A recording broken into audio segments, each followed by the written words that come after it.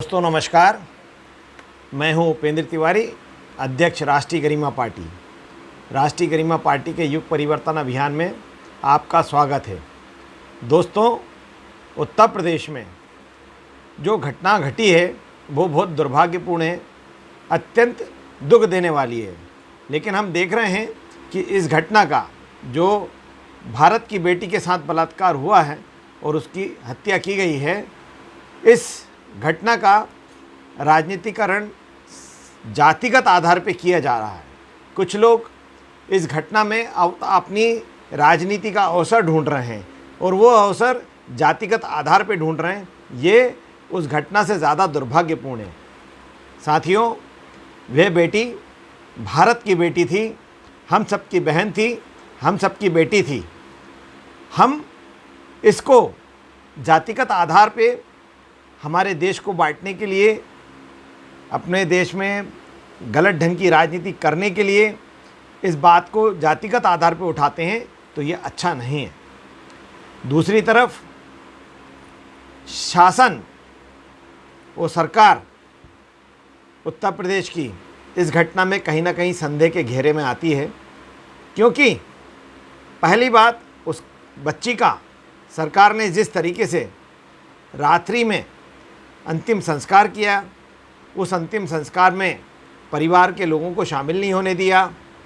उसके बाद परिवार के लोगों से किसी भी राजनेता को और किसी भी मीडियाकर्मी को मिलने की इजाज़त नहीं दी।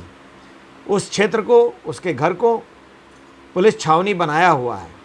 ये भी ये पूरी घटना हमारी समझ के परे है कि सरकार को ऐसी क्या उसमें परेशानी नज़र आ रही है कि उस बच्ची के घर वालों से किसी को मिलने नहीं दिया जा रहा।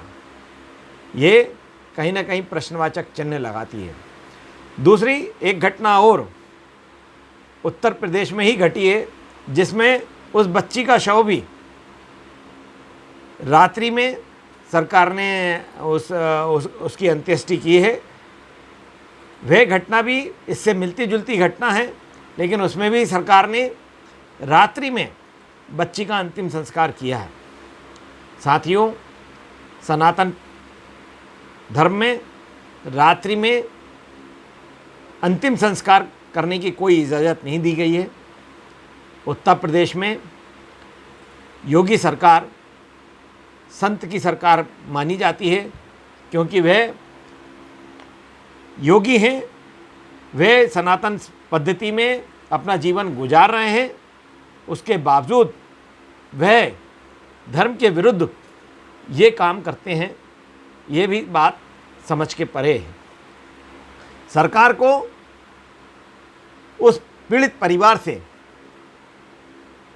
मीडिया को मिलने की इजाज़त देनी चाहिए। उसमें कोई दिक्कत की बात सरकार को होनी नहीं चाहिए, मगर सरकार मीडिया को उनसे नहीं मिलने दे रही है। ये घटना के अंदर किस प्रकार का पर्दा सरकार डालना चाहती है, ये हमारे समझ के परे है।